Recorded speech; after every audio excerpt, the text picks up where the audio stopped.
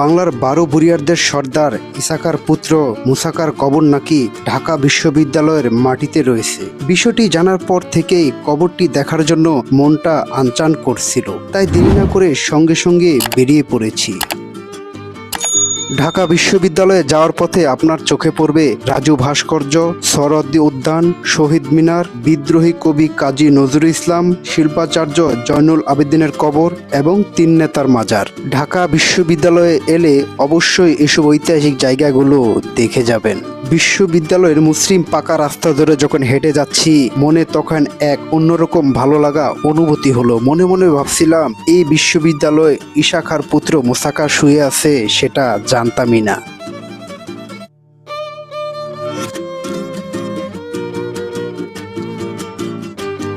ন্যায় পরায়ণের শাসক স্বীয় বীরত্বের কারণ বাংলার প্রতিটি মানুষের হৃদয়ে আজও আছে ইসাখা। সেই ইসাখার পুত্র মুসাখা এ বাংলার মসনদে বসার পর পিতার ন্যায় পরায়ণ অব্যাহত রেখেছিলেন। মুসাখা সম্রাট জাহাঙ্গীরের আমলে 12 বুরিয়াদের মধ্যে সর্বাপেক্ষা শক্তিশালী ছিলেন। পিতা ইসাখার মৃত্যুর পর মুসাখা 1599 সালে সোনারগাঁয়ের মসনদে বসেন।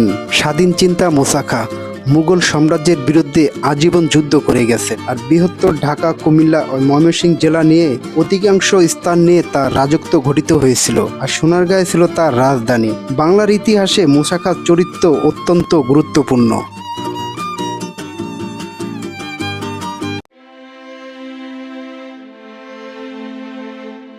মুসাখার কবর ঢাকা বিশ্ববিদ্যালয়ের ভৌতোক্তি বিভাগের সামনের মাঠের এক কোণায় রয়েছে। তাই গেট দিয়ে ভিতরে প্রবেশ করেই হাতের ডান দিকে প্রাচীর ঘেঁষা গলির মধ্য দিয়ে চলতে লাগলাম। 30 সেকেন্ড হাঁটার পর ভারতীয় উপমহাদেশের এক স্মরণীয় বাঙালি, বহু ভাষার বীর, বিশিষ্ট শিক্ষক ও দার্শনিক ডক্টর মোহাম্মদ শহীদুল্লাহর কবর। ডক্টর মোহাম্মদ শহীদুল্লাহ এতটাই গভীর জ্ঞানী ছিলেন যে 1921 সালে ঢাকা বিশ্ববিদ্যালয় প্রতিষ্ঠার পর থেকেই বিশ্ববিদ্যালয়ের বাংলা বিভাগের প্রভাষক হিসাবে দায়িত্ব পালন করেন এবং একই সাথে 1922-1924 সাল পর্যন্ত আইন বিভাগেরও খণ্ডকালীন শিক্ষক হিসাবে দায়িত্ব পালন করেন। এছাড়া তিনি প্রায় 24টি ভাষা জানতেন। গুণী এই শিক্ষকের নামে ঢাকা বিশ্ববিদ্যালয়ে একটি হল রয়েছে। তার এই কবরটি মূলত শহীদুল্লাহ হলের পাশেই। ডক্টর মোহাম্মদ শহীদুল্লাহ কবরের পাশেই রয়েছেন বাংলাদেশের বিখ্যাত বিজ্ঞানী প্রফেসর আনোয়ার আজিম চৌধুরীর কবর, আর এই 2 কবরের পাশে রয়েছেন ঐতিহাসিক মুসাখা মসজিদ। মুসাখার কবর এই মসজিদের পাশে, তবে সেখানে যাওয়ার আগে চলুন দর্শক এই মসজিদটি ঘুরে দেখি।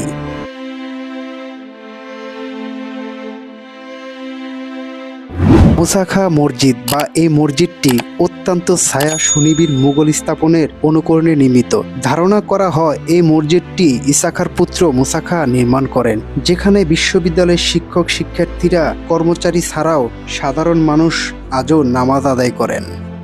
3 গম্বুজ বৈশিষ্ট্য দৃষ্টিনন্দন এই মসজিদটি 3 মিটার উঁচু একটি প্ল্যাটফর্মের উপর নির্মাণ করা হয়।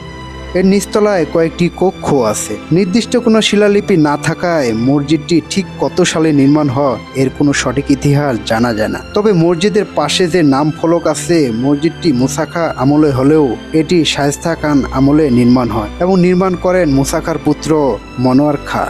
এই মসজিদের পূর্ব পাশে রয়েছে মুসাখার কবর।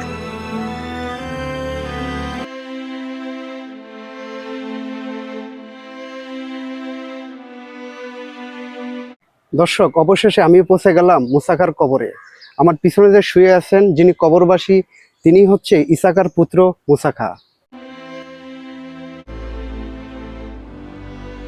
কবরটি এক পলক দেখে কেউ বলতেই পারবে না কবরটি কার, কারণ এতে যেমন নাম ফলক নেই, তেমনি একেবারে অবহেলায় অযত্নে পড়ে আছে। কেউ বুঝতেই পারবে না যে এটি এক সময়ের ক্ষমতাবান মুসলিম শাসকের কবর। এই কবর থেকে আমাদের শিক্ষা নেওয়ার আছে অনেক কিছু। যে মানুষটির কথায় এক সময় এ বাংলা চলত, যে মানুষটির কথায় সারা জীবন ভয় করে চলেছেন মুঘল শাসকরা, মানুষটির কবর একেবারে অবহেলায় অযত্নে পড়ে আছে ঢাকা বিশ্ববিদ্যালয়ের ভৌতিক বিভাগের সামনের মাঠের এক কোণে। একবার চিন্তা করুন তো, একটা সময় এ মানুষটির যত্ন নেওয়া লোকের অভাব ছিল না, কত প্রিয়জন পাশে ছিলেন তার, অথচ আজ ভেবে দেখুন কি হবে ক্ষমতা দিয়ে, কি হবে হানাহানি করে, কি হবে কারিগরি টাকা রোজগার করে। সারা জীবন পরিশ্রম করেও কি আমরা এ মুসাখার মতো ক্ষমতাবান হতে পারবো বা তার সমান অর্থ কামাতে পারবো? নিজেকে একবার প্রশ্ন করুন।